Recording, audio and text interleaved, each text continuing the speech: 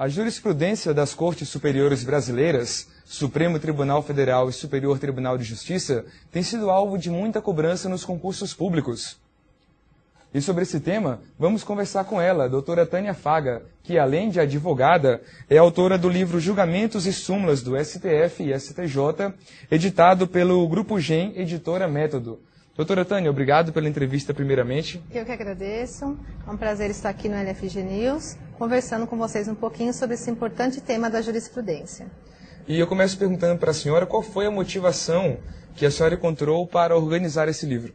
Bem, Paulo, já há mais de 4 anos eu sou responsável por um informativo de atualização jurisprudencial, legislativa, focada para essas pessoas que estão se preparando para os concursos públicos, né?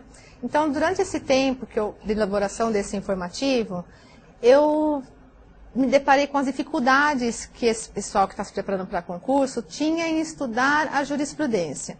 E qual era essa dificuldade que eles tinham em estudar a jurisprudência? O STF e o STJ, eles editam semanalmente os informativos de jurisprudência. E cada vez mais esses julgamentos têm aumentado a quantidade.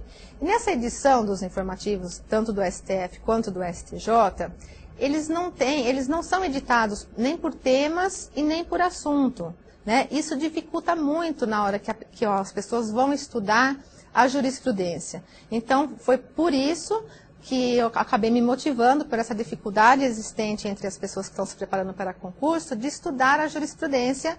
Então surgiu o livro, e o livro foi organizado exatamente para facilitar o estudo, tendo em vista que eles são organizados por tema e por assunto.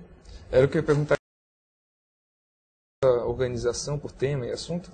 Então, no momento da elaboração, eu pensei qual seria a melhor forma de alcançar esse público que estava se preparando para concurso.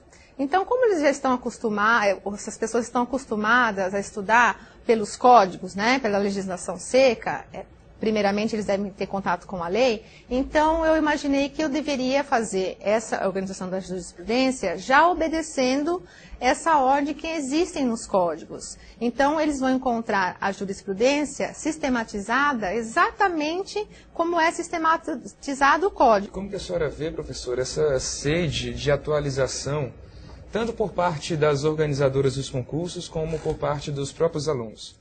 Então, Paulo, atrás, você conversando, o que acontecia? Praticamente, apenas a organizadora CESP focava as suas questões baseada em entendimentos das nossas cortes superiores. Então, as pessoas que prestavam e prestam concurso, viam a organizadora CESP como aquele bicho papão. Então, quando falava que era a organizadora CESP, as pessoas já fugiam do concurso, porque sabia que fatalmente eles iam encontrar ali questões pautadas em julgamentos das cortes, né? Então, o que aconteceu? Mas já de um tempo para cá, sem medo de errar, eu posso dizer que hoje todas as organizadoras, seja a CESP, FCC, ou as próprias organizações dos concursos, as próprias bancas das instituições, quando a prova é organizada pelas próprias instituições, todas elas vão pedir julgamentos, posicionamentos adotados pelas Cortes Supremas, né? E os informativos de jurisprudência é o instrumento principal que essas pessoas que estão se preparando têm para estudar a jurisprudência. O problema é que os informativos que são adquiridos via internet, são disponibilizados no site do Supremo e do Superior Tribunal de Justiça, eles são organizados de acordo com como ocorre o julgamento lá, que é o plenário, a corte especial no STJ, as sessões e as turmas. Isso dificulta o estudo para as pessoas que estão se preparando. Então, por quê? O ideal é que as pessoas que estão se preparando para os concursos, elas estudem de uma forma organizada e sistematizada, tanto a jurisprudência, quanto a doutrina, quanto a legislação. E dessa edição, tem algum julgado específico que a senhora quer fazer um destaque? Então, nessa edição, essa já é a terceira edição do livro, né? Especificamente nessa edição, eu dei um destaque, até quero chamar a atenção daqueles que estão prestando concurso, que são os julgados que foram objeto de repercussão geral no STF e de recurso repetitivo no STJ. Por que dessa importância?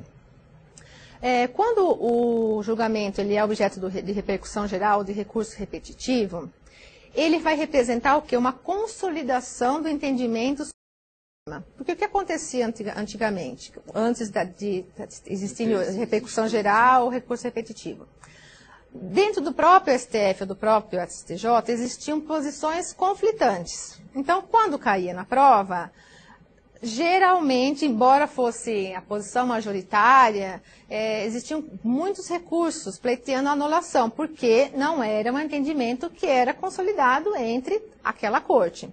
Então, com o início desses dois institutos, o que aconteceu? Aconteceu que agora ocorre essa consolidação sobre determinado tema e as bancas de concurso acabam ficando numa posição mais confortável para exigir aquele tema que fatalmente não será objeto de nenhum recurso, né? Então, no livro os leitores vão encontrar, quando o julgamento foi objeto de repercussão geral ou de recurso repetitivo, logo no início do julgado já existe um símbolo, no caso de repercussão geral é um RG, de recurso repetitivo é um RP, simbolizando que é para que ele tenha atenção que naquele recurso houve essa consolidação. Então, vamos dizer que numa revisão de véspera, você deve dar mais atenção a esses julgados que foram objeto do recurso de repercussão geral ou de recurso repetitivo. Se notar que o aluno também fica mais tranquilo, né, Fica mais professora? tranquilo numa prova, assim,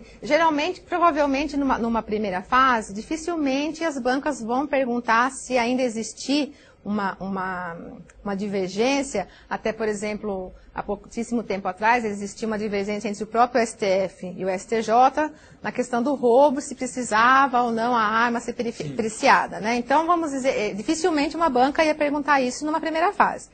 Mas, numa segunda fase, como geralmente é uma dissertação, ou numa prova oral, provavelmente a banca ia se sentir à vontade de fazer a pergunta, já com a intenção que o candidato soubesse o posicionamento tanto do STF quanto do STJ. Então, o candidato deveria colocar as duas posições e acredito que não haveria nenhum problema, até essa banca quer saber qual que é o entendimento do próprio candidato, contanto que ele também fizesse a justificação porque estava adotando aquele posicionamento.